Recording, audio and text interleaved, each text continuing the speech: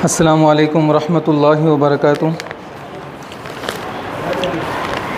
حافظ سعود صاحب کا ہم استقبال کرتے ہیں، مسجد چراغ النساء کے امام و خطیب، کہ آپ ہمارے پروگرام میں آئیں۔ الحمد للہ وکفیٰ وسلام علی عبادہ الذین اصطفیٰ، اما بعد۔ محترم صدر صاحب و معزز علماء کرام اور حاضرین مجلس، السلام علیکم ورحمۃ اللہ وبرکاتہ۔ سب سے پہلے ہم اللہ رب العزت کا شکر ادا کرتے ہیں کہ اللہ رب العزت نے ہمیں توفیق بخشی کہ جامعہ گلشن عباس للبنات کا افتتاح برائے تعمیر جدید کے پروگرام کو منعقد کرنے کی۔ محترم حضرات، ہم اور آپ آج بروز جمعرات مورخہ 31 جولائی 2025 کو جامعہ گلشن عباس للبنات کے افتتاحی پروگرام کی بابرکت مجلس میں جمع ہوئے ہیں۔ اللہ ہمارے جمع ہونے کو قبول فرمائے۔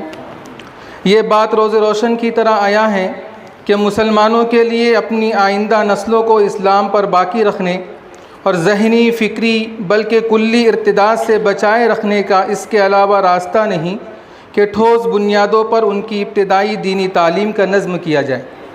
یہ گمان کہ دینی تعلیم سے محروم رہ کر آئندہ نسلیں اسلام پر باقی رہ سکے گی، یہ خیال عبث ہیں، بلکہ دینی تعلیم سے محروم بچوں کے آئندہ زمانے میں اسلام سے نکل جانے کا خطرہ یقینی ہے۔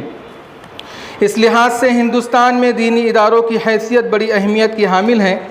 آج کے اس پرآشوب دور میں بچیوں کو دین سے جوڑے رکھنا بے حد ضروری ہے، کیونکہ مرد پڑھا فرد پڑھا، خاتون پڑھی خاندان پڑھا۔ آج کے موجودہ زمانے میں دن بدن ہمارا سماج معاشرتی و اخلاقی برائیوں میں دھنستا چلا جا رہا ہے، جس کی وجہ سے بے حیائی، عریانیت اور بے دینی عام ہوتی جا رہی ہے۔ حتیٰ کہ مسلم لڑکے اور لڑکیاں غیر مسلموں سے شادیاں کر کے مرتد ہو رہے ہیں۔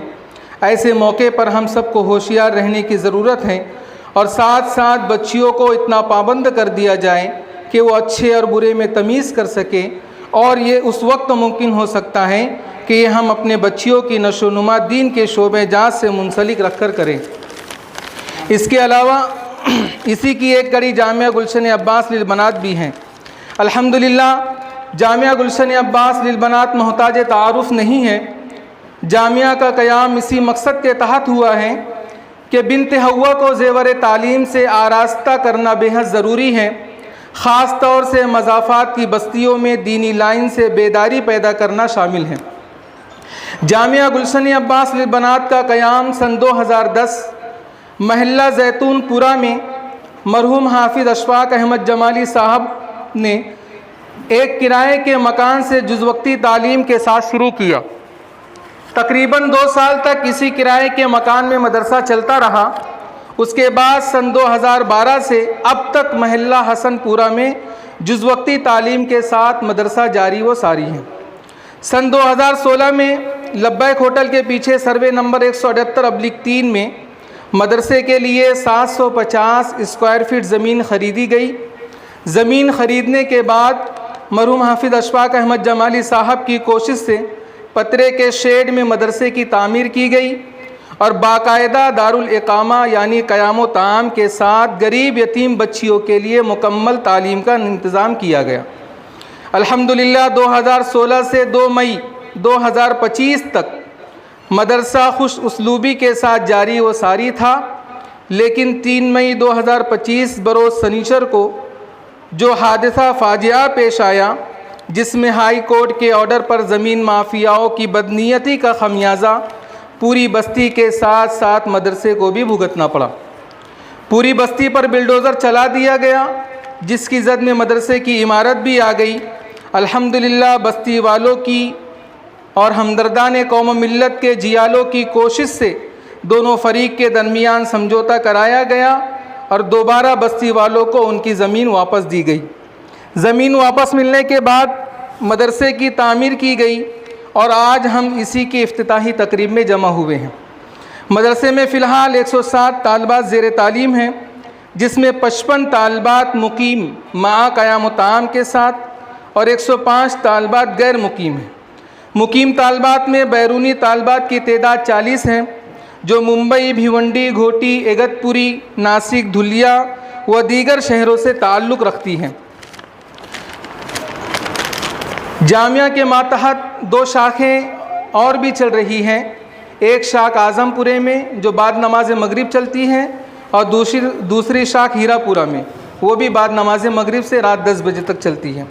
مدرسے میں تعلیمی نظام 3 سالہ مومنہ کورس، 3 سالہ عالمیت کورس، شعبہ حفظ، شعبہ تجوید و قرأت، شعبہ دینیات تک تعلیم کا نظم ہے. اس کے علاوہ گھر گرہستی سے منسلک کچھ ہنر مثلاً سلائی، مہندی، پکوان وغیرہ سکھائے جاتے ہیں. مدرسے میں تدریسی خدمت انجام دینے والی معلمات کی تعداد 7 ہیں. نگراں معلمہ 1، خالہ 1، غیر تدریسی اسٹاف 11 افراد پر مشتمل ہیں. مدرسے کے ناظم اعلیٰ حضرت مولانا خلیل احمد قریشی قاسمی صاحب ہیں. جامعہ گلشن عباس للبنات، گلشن عباس ایجوکیشنل فاؤنڈیشن، جس کا رجسٹر نمبر 210/46 کے زیر اہتمام چلتا ہے. یہ جامعہ کا مختصر سا تعارف تھا جو رپورٹ کی صورت میں آپ حضرات کے سامنے پیش کیا گیا. ایک ضروری بات یہ ہے کہ اللہ تعالیٰ کے فضل و کرم سے 1.5 سال قبل جامعہ کے لیے 2200 اسکوائر فٹ زمین گٹ نمبر 99 باغ حاجی انور میں خریدی گئی، جس کی قیمت 17.5 لاکھ روپے تھی، جو الحمدللہ مخیران شہر کے تعاون سے ادا کی جا چکی ہیں. عنقریب انشاءاللہ اس جگہ پر جامعہ کا سنگ بنیاد کا پروگرام رکھا جائے گا اور وہاں پر RCC میں جامعہ کی تعمیر کرنا ہے. ہمیں امید ہے کہ جس طرح مخیران شہر اور آپ حضرات نے زمین خریدی کی رقم کی ادائیگی کے لیے ہمارا تعاون کیا، اسی طرح آپ جامعہ کی تعمیر میں بھی ہماری معاونت کریں گے اور ہمارا ساتھ دیں گے انشاءاللہ. آخر میں ہم آئے ہوئے تمامی مہمانان کرام کے شکر گزار ہیں کہ جنہوں نے ہماری دعوت کو قبول کیا اور ہمارے پروگرام میں شرکت فرمائی. اللہ آپ کو بہترین جزائے خیر عطا فرمائے، آپ کے آنے کو قبول فرمائے. اسی طرح ہمارے پروگرام کے مقرر خصوصی صدر جمعیت علماء مالیگاؤں حضرت مولانا آصف شعبان صاحب کے بھی ہم بے حد ممنون و مشکور ہیں کہ حضرت کی طبیعت ناساز ہونے کے باوجود حضرت نے ہماری دعوت کو قبول کیا. اللہ انہیں شفاء کاملہ عاجلہ نصیب فرمائے. اسی کے ساتھ ساتھ ہمارے مشفق و مربی میرے استاذ محترم